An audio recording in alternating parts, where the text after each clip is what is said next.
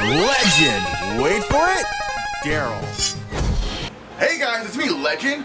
Wait for it, Daryl. And we are back with Power Rangers themed top 10 interesting things that you might not know. This time, the 4th season of Power Rangers, where it's something new, something exciting, something that's stronger than before. That's right, we're gonna go over Power Rangers Zeo and all the top 10 interesting things you may not know about it. That doesn't mean we're gonna talk about just the bad things. We're not just gonna talk about the good things, no. We're gonna talk about the most interesting things that you might not know. Redundancy aside though, let's kick it off with the top 10 interesting things you might not know about Power Rangers Zeo. 10. Okay guys, let's get what I consider the saddest fact out of the way first, and that is of course that my favorite character, Billy Cranston, this is the first season where he is not featured in every single episode. Up until episode 1, Day of the Dumpster and Mighty Morphin Power Rangers, Billy was a mainstay character, even a supporting character in Power Rangers Zeo and of course Power Alien Rangers. This is the first and of course his final season. David Yost will be featured in Power Rangers before his departure. Yeah, it's kind of sad because Billy's my favorite. 9. So here's a fun tidbit and interesting fact. This is actually the first season where in Power Rangers, Yellow Ranger is the same gender as their Sentai counterpart. That's right, because in Mighty Morphin Power Rangers, don't forget, Trini and Aisha were both girls, as the Yellow Jew Ranger was in fact a dude. This season though, the Yellow Zeo Ranger and the Yellow O Ranger are both women, as you can tell with the skirts on their suits. This is the first time this has happened in both Power Rangers and Sentai history, and would carry on all the way up into Lost Galaxy, in which Ginga Man would have once again a yellow male ranger. 8. Going into villains now, did you know that Prince Sprocket, King Mondo's son, the little adorable machine baby child thingy, whatever we want to call him, his brother, who is Prince Gasket, in the Sentai, they are actually not brothers. They are, Sprocket is actually the younger version of himself that becomes Prince Gasket. That's right. In Power Rangers, it was made that they would both be separate individuals and brothers. In the Sentai version though, they're the same person, and it's more of an evolutionary form, or an upgrade for him in the Sentai. This wouldn't be the first time that liberties would be taken with monsters and creatures from the Sentai, but it's an interesting fact because I didn't even know about this when I was a kid, and I didn't find out well until I was in high school. 7. And going into a tradition that would carry on for multiple seasons going forward, I am of course talking about Teamups. This would be the first season to feature a full-fledged team-up between 2 different Power Rangers seasons. That's right, the Alien Rangers would team up with the Zeo Rangers in the 2-part special, Rangers of Both Worlds, which would also include David Yost / Billy Cranston's final appearance in Power Rangers.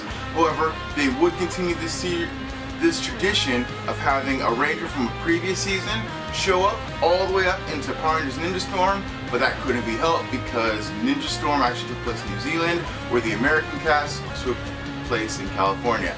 But yes, this is a big deal because it was sort of a tradition that fans love to this day, which is of course the good old Ranger team-up. And who doesn't like a good team-up? 6.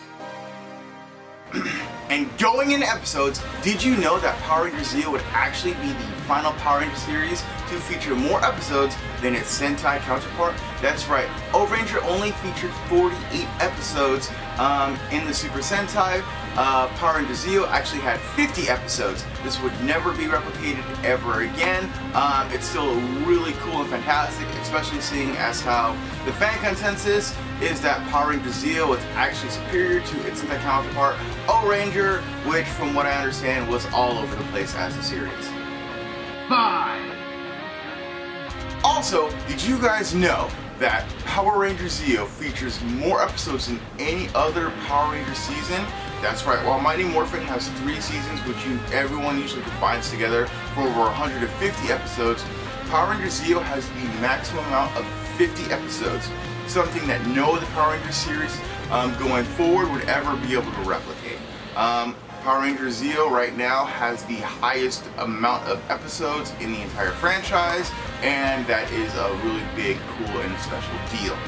4, And it wouldn't be a Power Ranger video if, of course, I didn't mention the great Tommy Oliver. Did you guys know that this is actually the final season going forward in Power Rangers in which Tommy is actually brainwashed or turned evil? That's right. Mighty Morphin, all the way through, we all know he was brainwashed and turned evil multiple times. Zed did it once that people always seem to forget for some reason. Rita's done it.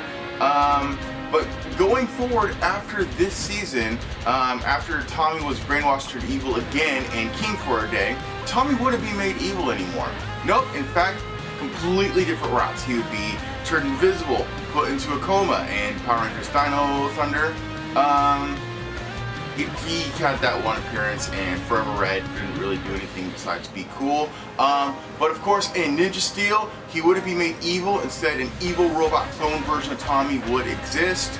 And I'm not even going to begin talking about the comics or Lord Dracon because, yeah, the comics don't have really anything to do with the show, canon-wise. But still, final season, Tommy Oliver is made evil, and that needs to be pointed out because Tommy in Power Rangers. 3, Did you know that when Power Rangers debuted in Canada, it actually had a different logo than Power Rangers Zeo? That's right, in Canada it was actually listed and called Zeo Ranger. It would be changed on for later episodes of Power Rangers Zeo and wouldn't be called Zeo Ranger anymore, but still it opened and premiered with a completely different logo and design as opposed to the Power Rangers Zeo logo that we are all know and familiar with. And this often gets overlooked for whatever reason, so I'm bringing it to your attention today. 2, And speaking of the word Zeo, what does Zeo mean? What is its purpose? Besides, of course, being named after the Zeo crystals, which were a MacGuffin in the season 3 of Mighty Morphin Power Rangers, and of course the source of the Rangers' powers, the Zeo crystal, what does Zeo actually stand for? Well, if you didn't know, Zeo is, of course, a made-up word that was introduced in Power Rangers in general, but Zeo actually did have a meaning at one point. It was supposed to be called Zordon of Eltar Odyssey. That's the rumor anyways. And people often ask and wonder what that is. I actually deep dive for that information.